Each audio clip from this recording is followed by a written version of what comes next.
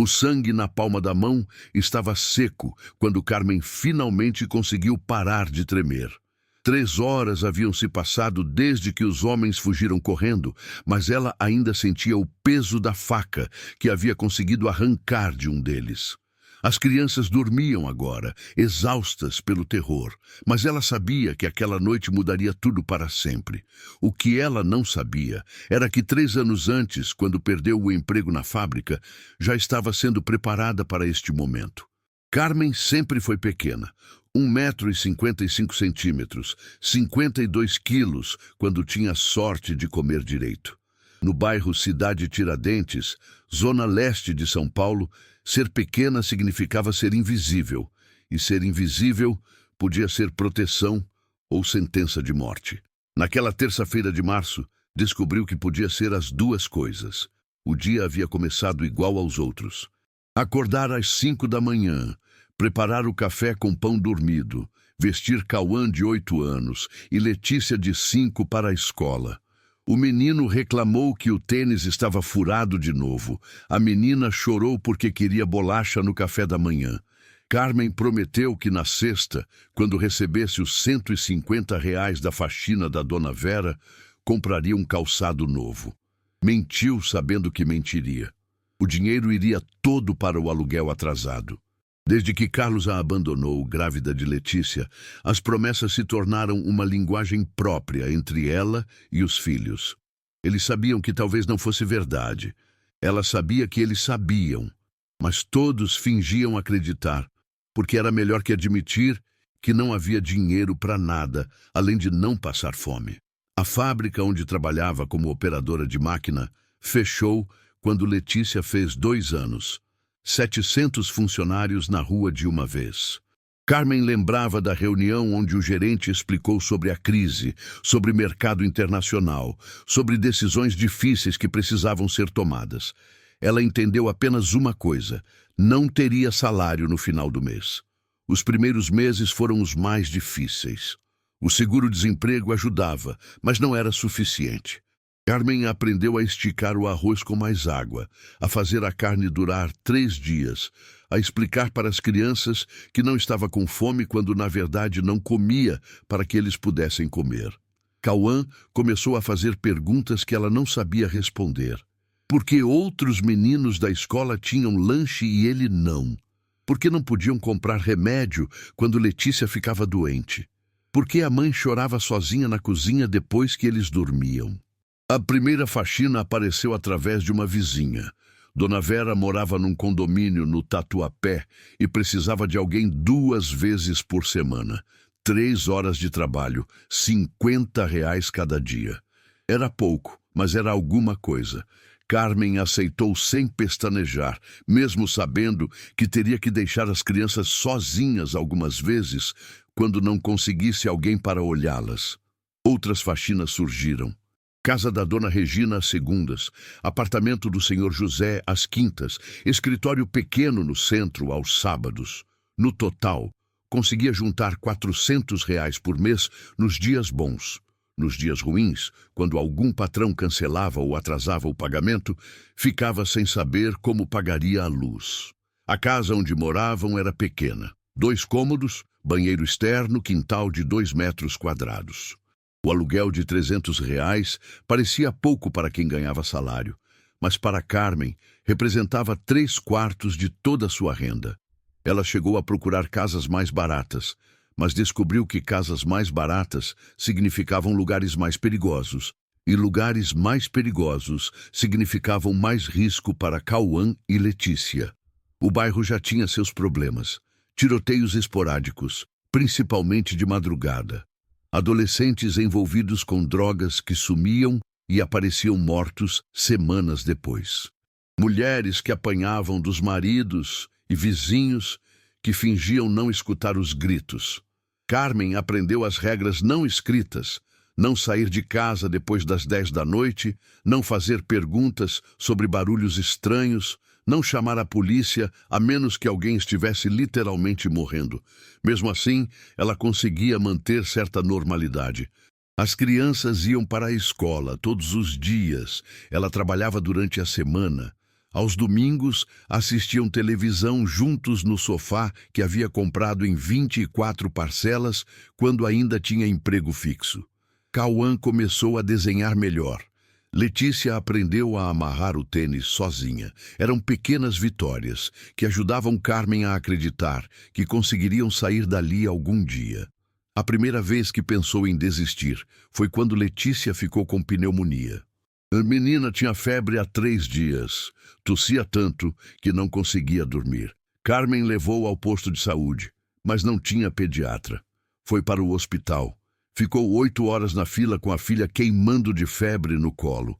Quando finalmente foram atendidas, o médico receitou antibióticos que custavam R$ 80. Carmen tinha R$ 30 na carteira e mais nada. Ligou para todas as pessoas que conhecia. Vizinhas, ex-colegas de trabalho, até para a irmã que morava no interior e mal falava com ela. Conseguiu emprestar R$ 40 aqui, 20 ali, comprou o remédio, Letícia melhorou, mas Carmen ficou devendo R$ 200 para pessoas que também não tinham dinheiro sobrando. Passou os 2 meses seguintes pagando essas dívidas, comendo ainda menos, trabalhando ainda mais. Foi nessa época que começou a ter pesadelos. Sonhava que os filhos eram levados pelo conselho tutelar porque não conseguia cuidar deles. Sonhava que eram atropelados porque não tinha dinheiro para comprar sapatos adequados e eles escorregavam na chuva. Sonhava que ela morria e eles ficavam sozinhos, sem ninguém no mundo que se importasse verdadeiramente com eles. Acordava suada, com o coração acelerado, e ia até o quarto das crianças para ter certeza de que ainda estavam lá.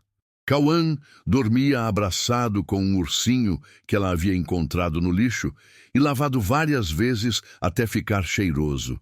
Letícia chupava o dedo e abraçava o travesseiro como se fosse um bebê.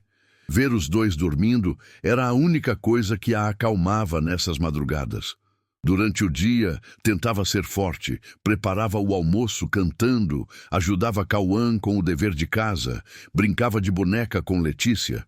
Mas por dentro sentia como se estivesse se desfazendo lentamente. Cada conta que chegava, cada vez que as crianças pediam algo que ela não podia comprar, cada olhar de pena de vizinhos e conhecidos era como uma pequena morte.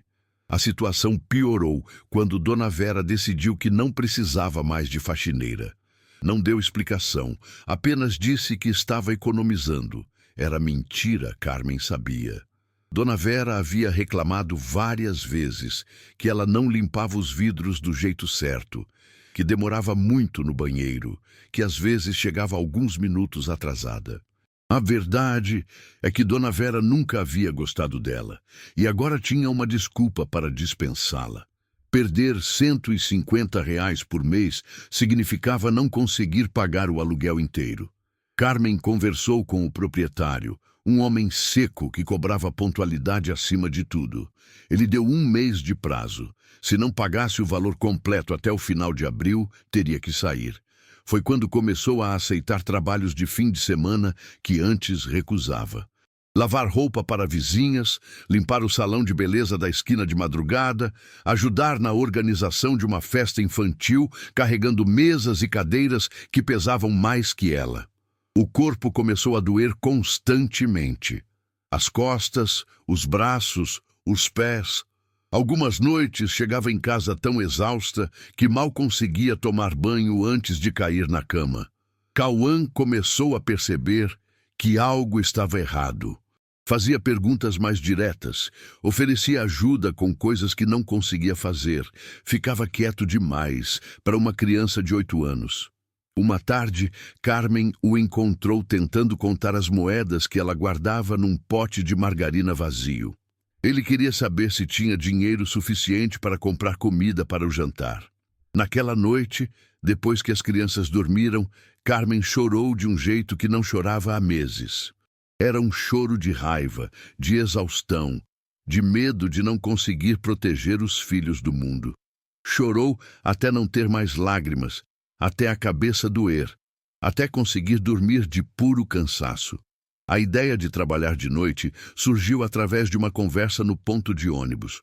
Uma mulher comentava que conhecia alguém que fazia limpeza em escritórios depois das 8 da noite. Pagava bem, mas era longe e em horário que a maioria das pessoas não queria trabalhar. Carmen anotou o telefone. O trabalho era num prédio comercial no centro. 3 andares, 8 escritórios por andar, 4 horas de limpeza pagando R$ 200 por semana. Era bom dinheiro, mas significava deixar as crianças sozinhas 3 vezes por semana, das 7 da noite até quase meia-noite. Ela ensinou Cauã a trancar a porta, a não abrir para ninguém, a ligar para ela se acontecesse qualquer coisa. As primeiras semanas foram terríveis. Carmen trabalhava pensando o tempo todo nos filhos. E se alguém tentasse entrar em casa? E se Letícia ficasse doente? E se Cauã não conseguisse cuidar da irmã? Ligava de hora em hora, até os seguranças do prédio começarem a reclamar que ela atrapalhava o trabalho. Mas o dinheiro extra fez diferença. Conseguiu pagar o aluguel em dia, comprou remédio para a tosse de Letícia, até sobrou um pouco para comprar carne com menos gordura. As crianças pareciam mais animadas, e isso ajudou Carmen a se sentir menos culpada por deixá-las sozinhas. Foi numa terça-feira do final de maio que tudo mudou. Carmen havia trabalhado no escritório até mais tarde, porque uma das salas estava muito suja. Chegou em casa quase à 1 da manhã, cansada demais para tomar banho. Abriu a porta devagar para não acordar as crianças e foi direto para o seu quarto. Não viu os 3 homens escondidos atrás da geladeira. Não ouviu quando eles se moveram silenciosamente pelo corredor. Só percebeu que não estava sozinha quando uma mão tapou sua boca e uma voz sussurrou no seu ouvido que se ela gritasse, as crianças morreriam. O primeiro instinto foi o pânico total. O corpo tremeu descontroladamente. As pernas fraquejaram, a mente ficou em branco. Mas quando ouviu Letícia se mexendo no quarto, chamando por ela com voz sonolenta, algo mudou. O medo não desapareceu, mas se transformou em algo diferente, mais preciso, mais controlado. O homem que a segurava era grande, cheirava a bebida e cigarro barato. Tinha uma faca na mão esquerda e a pressionava de vez em quando contra as costelas dela. Os outros 2 eram mais novos, provavelmente adolescentes, mas armados também. Um deles foi até o quarto das crianças e voltou empurrando Cauã e Letícia, ambos de pijama e descalços. O homem maior começou a falar sobre dinheiro, quanto ela tinha, onde guardava, quanto podia conseguir. Carmen explicou que não tinha nada, que trabalhava como faxineira, que mal conseguia pagar o aluguel. Ele não acreditou. Disse que toda mulher que trabalhava de noite tinha dinheiro escondido, que ele conhecia o tipo dela. Foi quando Letícia começou a chorar que Carmen sentiu algo se rompendo dentro dela. A menina chorava baixinho, agarrada no braço do irmão, olhando para a mãe com uma expressão que misturava medo e confiança. Como se esperasse que Carmen resolvesse tudo, que fizesse os homens ruins irem embora, que tudo voltasse ao normal. Cauã tentava ser corajoso, mas Carmen via que ele também estava apavorado. O menino segurava a mão da irmã e olhava fixo para a faca na mão do homem. 8 anos de idade e já sabia reconhecer uma situação de vida ou morte.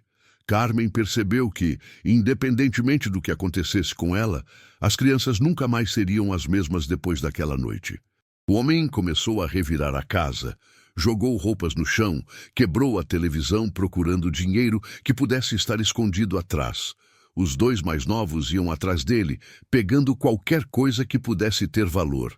Encontraram o celular velho de Carmen, um rádio que mal funcionava, um anel de bijuteria que ela usava aos domingos. Quando não encontraram nada que prestasse, o humor do homem mudou. Ficou mais agressivo, começou a gritar.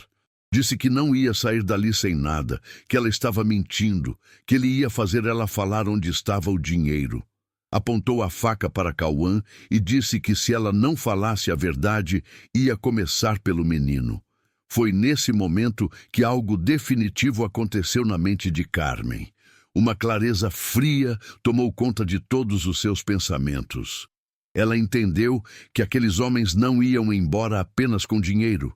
Entendeu que estavam dispostos a machucar as crianças.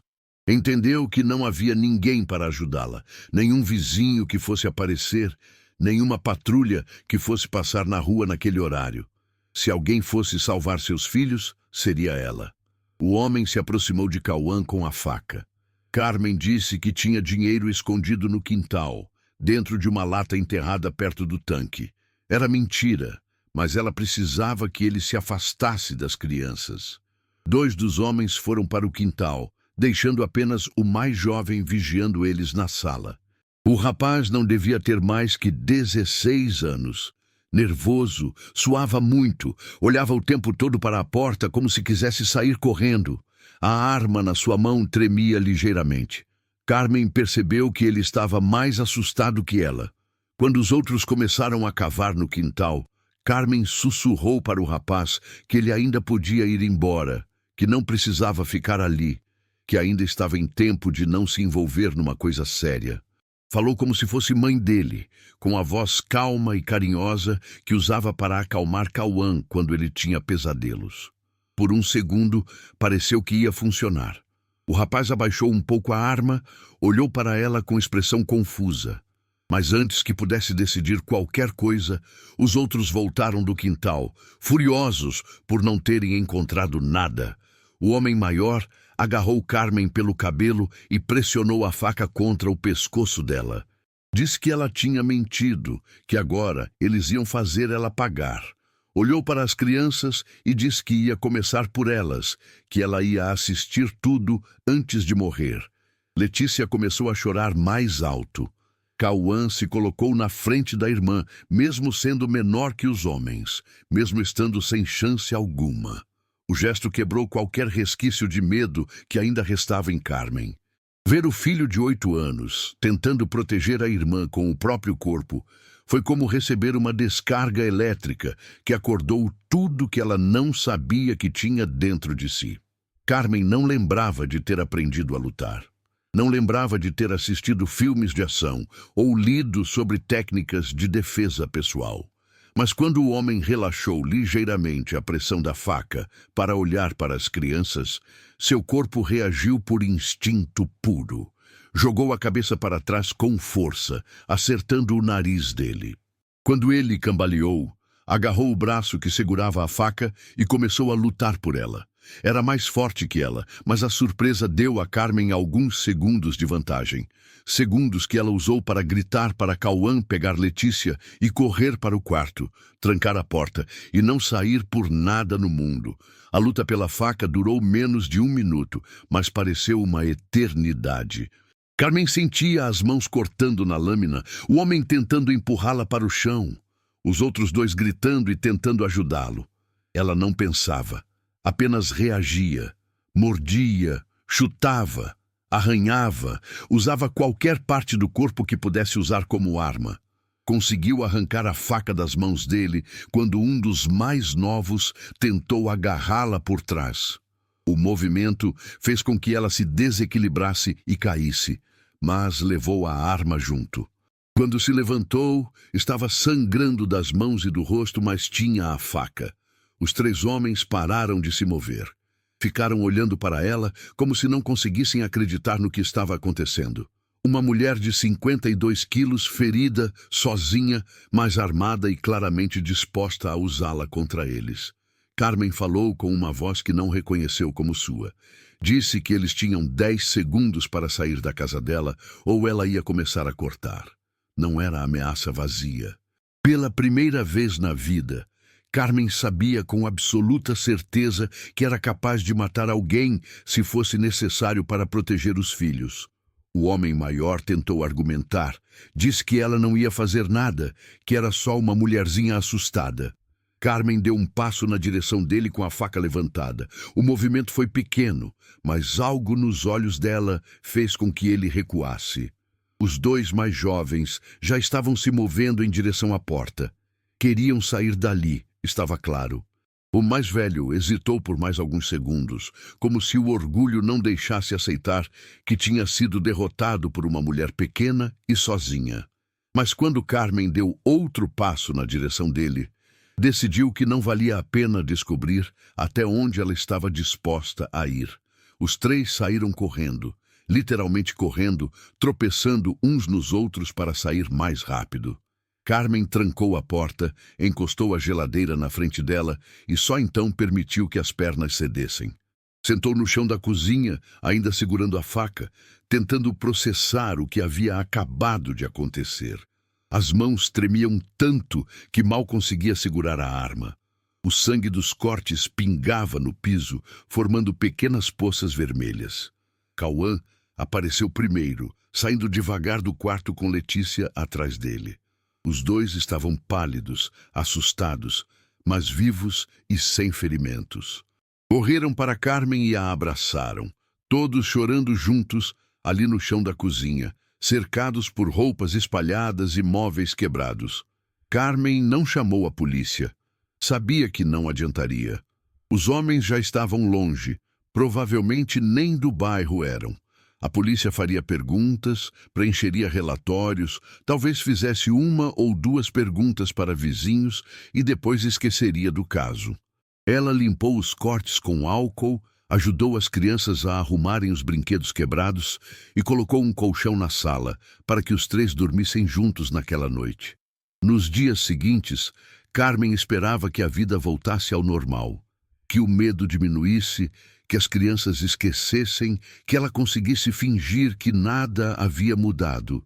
Mas alguma coisa fundamental se transformara naquela noite e não tinha como voltar atrás. Primeiro, mudou a forma como ela via a si mesma. Durante 3 anos, desde que perdeu o emprego, Carmen havia se sentido como uma vítima das circunstâncias. Pobre demais, pequena demais, fraca demais para controlar a própria vida.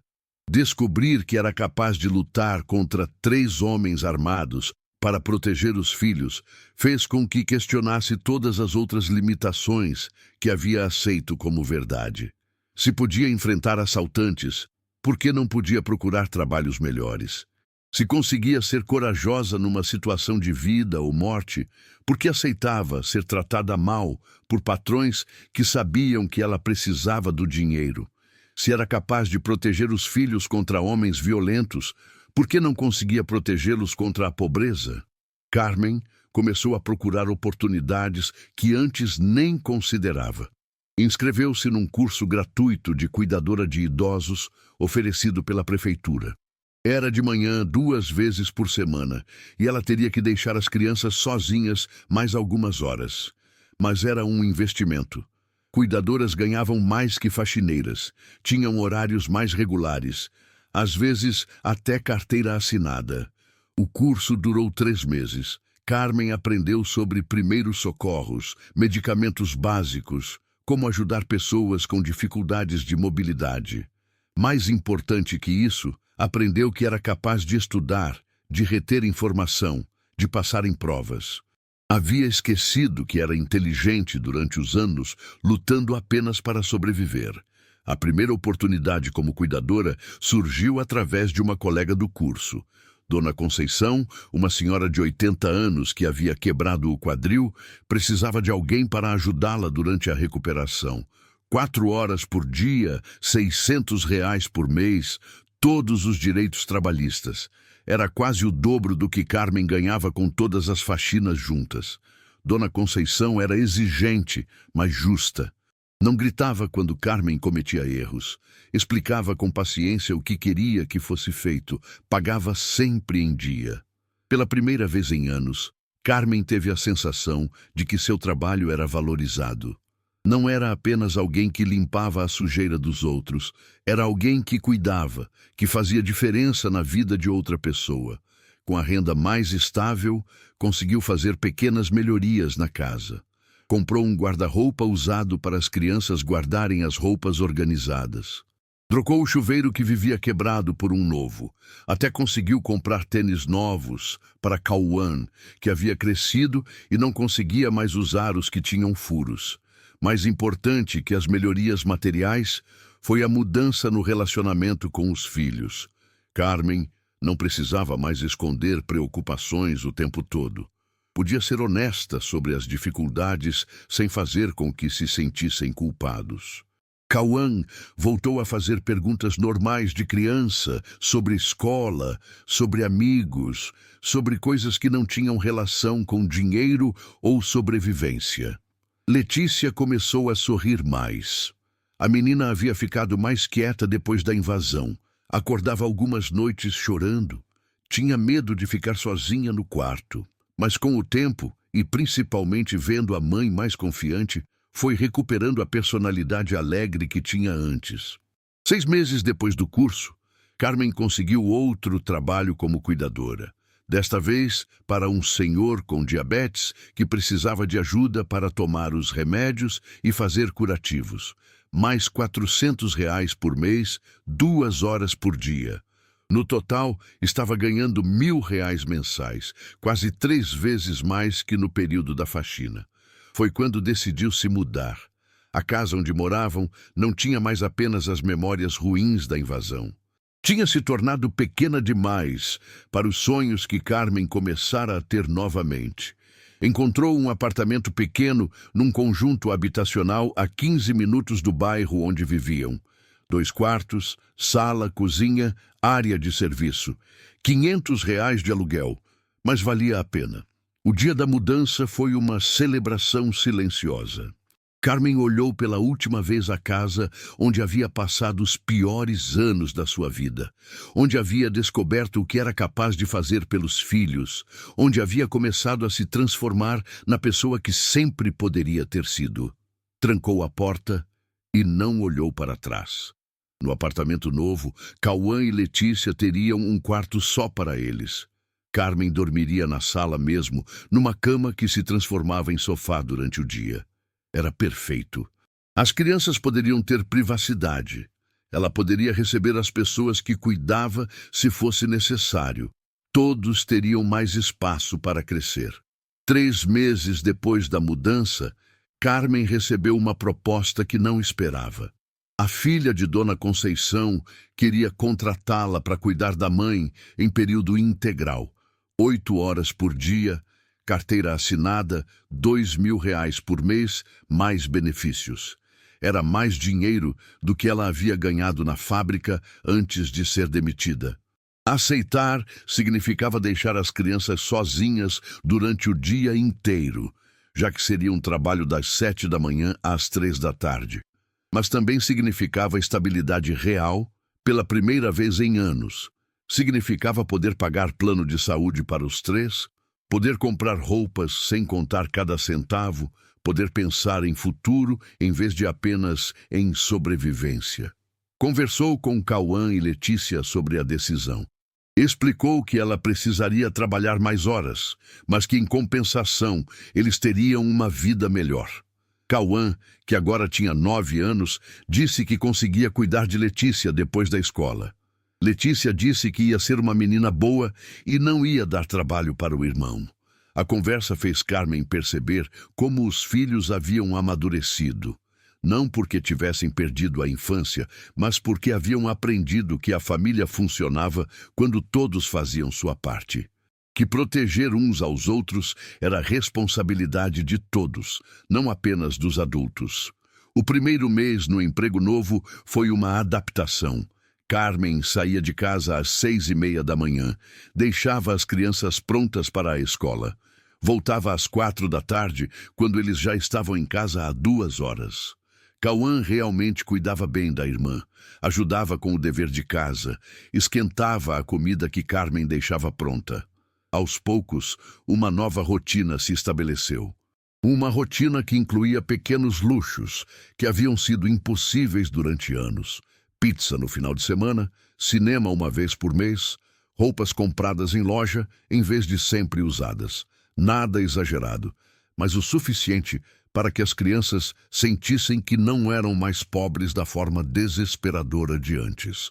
Carmen também começou a cuidar melhor de si mesma. Fez exames que adiava há anos, comprou roupas que a fizessem se sentir bonita em vez de apenas coberta. Até cortou o cabelo num salão de verdade, em vez de pedir para a vizinha cortar de qualquer jeito. Uma noite, quase um ano depois da invasão, Letícia perguntou se os homens maus podiam voltar. Carmen disse que não, que eles estavam seguros agora, que ela sempre ia protegê-los. Mas desta vez, quando disse isso, não era apenas uma promessa desesperada. Era uma certeza baseada no conhecimento real do que era capaz de fazer. A pergunta da filha fez Carmen refletir sobre tudo o que havia mudado. Um ano antes, ela era uma mulher que aceitava qualquer humilhação por alguns reais, que se considerava fraca demais para mudar a própria situação, que via a pobreza como uma sentença permanente. Hoje era uma profissional qualificada que ganhava salário digno fazendo trabalho que respeitava, que conseguia dar aos filhos não apenas comida e teto, mas esperança de futuro melhor. A transformação não havia sido mágica. Havia exigido trabalho, estudo, coragem para sair da zona de conforto, mesmo quando a zona de conforto era, na verdade, zona de desespero. Mas havia sido possível porque naquela noite de terça-feira, quando 3 homens invadiram sua casa, Carmen descobriu uma verdade sobre si mesma que mudou tudo. Ela era muito mais forte do que imaginava. Não foi a violência que a transformou. Foi a certeza de que faria qualquer coisa para proteger os filhos e a percepção de que se podia fazer qualquer coisa por eles, também podia fazer qualquer coisa por si mesma. A mulher que lutou contra 3 assaltantes era a mesma que sempre havia existido dentro dela.